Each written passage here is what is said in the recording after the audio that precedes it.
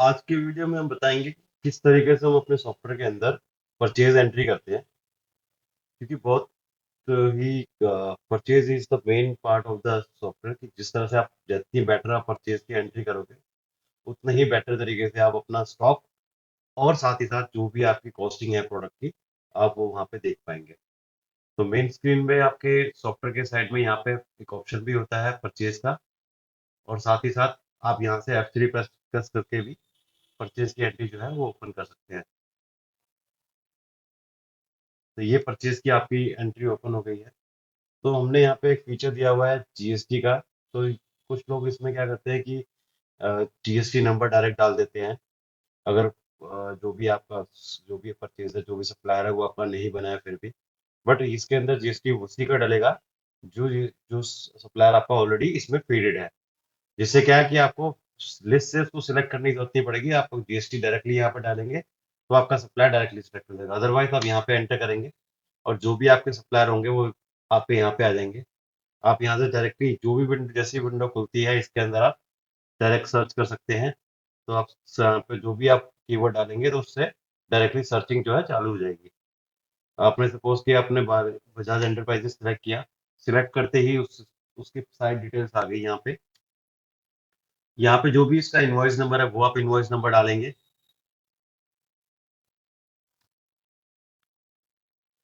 और यहाँ पे जो डेट है आपकी, बिल की डेट है वो आप डालेंगे। सपोज कि बिल जो था वो 5 अक्टूबर का था, तो जैसे आपने डाला डिटेल ऑटोमेटिकली आ गई। यहाँ पे आप डिसाइड बताएंगे कि जो भी आपका बिल है ये कैश में पेड है या फिर क्रेडिट है। अगर आपने ऑलरेडी इसको पे कर चुके हैं तो आप इसको कैश कर देंगे, और अगर ये बाकी है तो आप इसको क्रेडिट पे रखेंगे। और अगर आपने इसको चेक से भी पे किया है और आपको चेक की एंट्री करनी है तो भी आप इसको क्रेडिट में रखेंगे, चाहे आपने ऑलरेडी पे कर चुके हैं तब भी।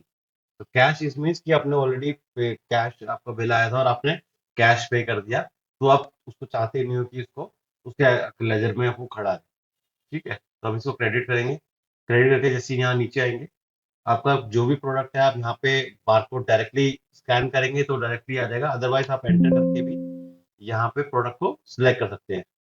अब हमारा विंडो बेस्ड सॉफ्टवेयर के अंदर एक हमारा ही सॉफ्टवेयर ऐसा है जिसके अंदर आप परचेज एंटर करते करते ही यहाँ से आप F2 करके प्रोडक्ट भी क्रिएट कर सकते हैं। उसकी उस प्रोडक्ट की ग्रुप कैटेगरी सब चीजें जो है वो यहीं से क्रिएट कर सकते हैं। बिकॉज एक तो विंडोज बेस्ड सॉफ्टवेयर ये नहीं है कि वो एक ही स्क्रीन के अंदर जूम इन जूम आउट हो रहा है या फिर मल्टीपल आप वर्क नहीं कर सकते।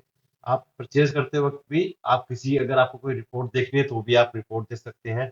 अगर किसी की डिटेल आपको चाहिए तो आप डिटेल आइटम के आप देख सकते हैं, कि कोई अगर आइटम आपके पास आया था तो किस रेट में पहले आया था, तो सारी चीजें आप यहीं से देख सकते हैं। इस चीज के लिए हम बाद में मैं डिटेल में आपको और बताऊंगा।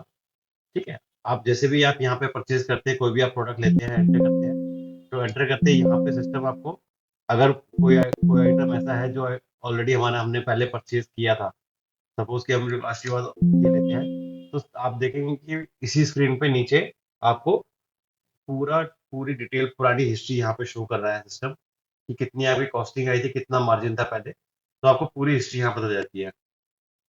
जैसे आपने आइटम सिलेक्ट किया, सिस्टम बैच पे चला गया। तो बैच पे जाने के बाद सिस्टम, बहुत लोग पूछते हैं कि बैच क्या है। एक्चुअली बैच एक बेसिकली आपका जो भी स्टॉक आ रहा है उसको, उसके मल्टीपल वेरिएंस, मल्टीपल लॉट, या उस कोई भी स्टॉक को एक अलग स्टॉक क्रिएट करने का फंक्शन है। अगर आप, अगर सिस्टम बाय डिफॉल्ट एक डॉट से बैच को क्रिएट कर देता है, अगर आप कुछ नहीं डालते हैं तो। अदरवाइज इसके अंदर आप एमआरपी भी डाल सकते हैं, जिससे एमआरपी वाइज आपकी जो स्टॉक है वो अलग अलग हो जाए। सपोज कि पहले जो प्रोडक्ट आता था वो 415 एमआरपी का आता था, अब अगर इसकी एमआरपी 425 हो गई तो मैं यहाँ 425 डाल दूंगा, और 425 डाल के उसकी डिटेल जो है वो फिलअप कर दूंगा। तो उससे मेरा 425 के नाम से एक अलग से स्टॉक जो है वो क्रिएट हो जाएगा।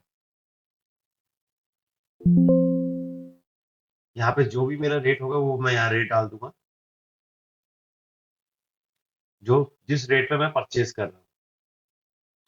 अगर मैं इसको 340 में परचेज कर रहा हूँ तो 340 में यहाँ डाल दूंगा। और मुझे सेल जो है इसको, अगर इसको 400 रुपये में सेल करना है तो 400 रुपये में यहाँ डाल दूंगा। हमारे सॉफ्टवेयर में यहीं पे आपको सारी चीजें दिख जाती है। मतलब आप एक ही स्क्रीन पे हर चीज डाल रहे हो, अपना जो रेट आपको आया है, जिस रेट पे आपको बेचना है, क्या डिस्काउंट आया है, क्या मार्जिन है, सारी चीज आपको एक ही स्क्रीन पे एक ही रो के अंदर पता लग जाएगी। आपको अलग अलग कहीं जाने की जरूरत नहीं है। और अगर इस बिल के अंदर कोई अगर आपको एक्स्ट्रा डिस्काउंट आया है, वो आप यहाँ पे, जैसे सपोज कि अगर आपको 70 रुपीज का अगर आपको बिल डिस्काउंट है, तो आप यहाँ डाल के उस बिल को अंदर वो ऐड कर सकते हैं, या इसके अंदर यहाँ पे डाल सकते हैं। उसका रिफ्लेक्सेशन आपको यही मिल जाएगा कि कितना आपका। सीधा आप इसके अंदर बिल को यहाँ से सेव कर देंगे। सेव करते ही आपका बिल जो है अपडेट हो जाएगा, और आपका स्टॉक भी अपडेट हो जाएगा। तो परचेज के अंदर इतना ही।